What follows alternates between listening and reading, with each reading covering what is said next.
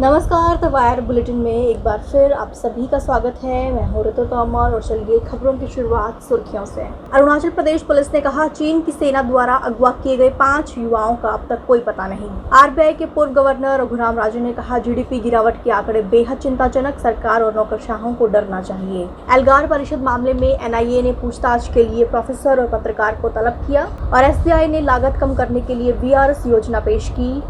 Union ने मजदूर विरोधी कदम बताया। अब खबरें विस्तार से। अरुणाचल प्रदेश पुलिस का कहना है कि भारत चीन की सीमा पर स्थित अपर सुबनसिरी जिले के 5 युवकों का अभी तक कोई पता नहीं चल पाया है।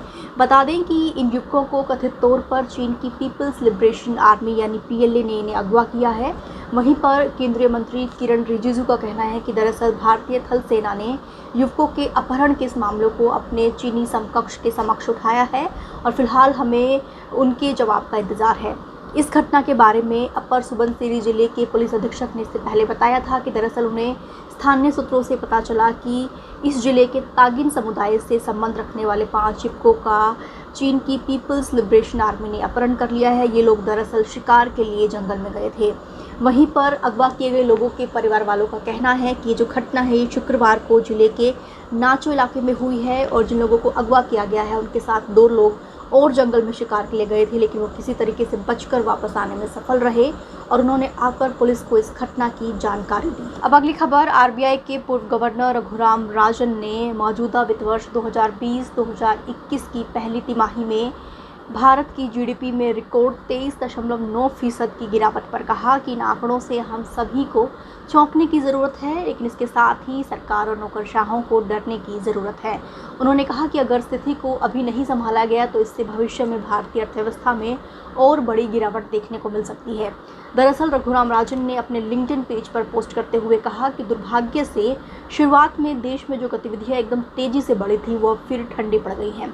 उन्होंने कहा कि सरकार भविष्य में प्रोत्साहन पैकेज देने के लिए संसाधनों को बचाने की रणनीति पर काम कर रही है, जो कि एक आत्मघाती कदम होगा। उन्होंने कहा कि सरकार दरअसल ये सोच रही है कि एक बार वायरस पर पूरी तरीके से काबू पाने के बाद वो राहत पैकेज देंगे, लेकिन वो ऐसा कर स्थिति को कमतर आंक रही है और तब तक बहुत देर हो जाएगी और अर्थव्यवस्था और ज़्यादा गर्त में चली जाएगी। और अब अगली खबर। राष्ट्रीय जांच एजेंसी यानी एनआईए ने एल्गार परिषद मामले में पूछताछ के लिए एक प्रोफेसर और एक पत्रकार को तलब किया है। बता दें कि जिन 2 लोगों को एल्गार परिषद मामले में एनआईए ने पूछताछ के लिए तलब किया है उसमें से एक हैदराबाद के ईएफएलयू यूनिवर्सिटी के प्रोफेसर के सत्यनारायण हैं, जबकि दूसरे द हिंदू के पत्रकार केवी कुर्मानाथ हैं। आपको ये भी बता दें कि दरअसल ये दोनों ही एल्गार परिषद मामले में जेल में बंद वरिष्ठ कवि और सामाजिक कार्यकर्ता बर्बरा राव के दामाद हैं। वहीं पर यह भी बात बताने वाली है कि दरअसल साल 2018 में हैदराबाद में बर्बरा राव के घर पर छापेमारी के साथ ही सत्यनारायण और कुर्मानाथ के घरों पर भी छापेमारी की गई थी और सत्यनारायण हमेशा से कहते रहे हैं कि दरअसल उनका भीमा कोरेगांव या फिर एल्गार परिषद से कोई संबंध नहीं है। उन्होंने कहा है कि दरअसल बर्बरा राव की उनके ससुर होने की वजह से उन्हें निशाना बनाया जाता रहा है और इसी वजह से उनके घर पर भी छापेमारी की गई थी। आपको ये भी बता दें कि इससे पहले एल्गार परिषद मामले में पूछताछ के लिए एनआईए ने कोलकाता के आईआईएससीआर के एक एसोसिएट प्रोफेसर पार्थ सारथी रे को भी सम्मन जारी किया था, जिसे पार्थ सारथी रे ने दरअसल उन्हें प्रताड़ित करने वाली रणनीति बताई थी एनआईए की। वहीं पर आपको ये भी बता दें कि दरअसल एक चौंकाने वाली बात यहाँ पर ये भी है कि पार्थ सारथी को एनआईए की तरफ से जो सम्मन जारी किया गया था वो दरअसल सीआरपीसी की धारा 160 के तहत जारी किया गया था, जबकि सत्यनारायण और कुर्मानाथ को जो सम्मन जारी किए गए हैं वो सीआरपीसी की धारा 91 के तहत जारी किए गए हैं।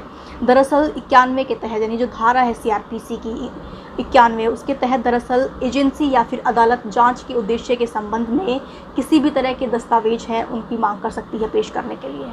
और अब बुलेटिन की आखिरी खबर। देश के सबसे बड़े बैंक एसबीआई ने लागत कम करने के लिए स्वैच्छिक सेवानिवृत्ति यानी वीआरएस योजना शुरू की है। बता दें कि बैंक के लगभग 30,000 से ज़्यादा कर्मचारी इसके पात्र होंगे और ये योजना हर उस कर्मचारी पर लागू होगी जिन्होंने बैंक के साथ काम करते हुए 25 साल बिताए हैं या फिर जिनकी उम्र जो है वो 55 साल है। ये योजना दरअसल 1 दिसंबर से शुरू होगी और फरवरी तक जारी रहेगी। उसके बाद वीआरएस को लेकर किसी भी तरह के आवेदन स्वीकार नहीं किए जाएंगे। इस पूरे मामले पर यानी वीआरएस को लेकर बैंक का दरअसल कहना है कि अगर अनुमानित योग्य लोगों में से 30% लोगों ने भी इसका चयन किया है तो जुलाई 2020 के हिसाब से बैंक को 1662 करोड़ से ज़्यादा रुपए की बचत होगी। आज बुलेटिन में सिर्फ इतना ही। देश दुनिया की तमाम खबरों के लिए आप द वायर की हिंदी, अंग्रेजी, उर्दू और मराठी वेबसाइट से जुड़ सकते हैं। तब तक के लिए शुक्रिया, नमस्कार। द वायर के और वीडियोस देखने के लिए सब्सक्राइब करें और बेल आइकन पर क्लिक करें। स्वतंत्र पत्रकारिता की आर्थिक मदद करने के लिए डिस्क्रिप्शन में दिए गए लिंक पर जाएं और अपनी राशि चुनें।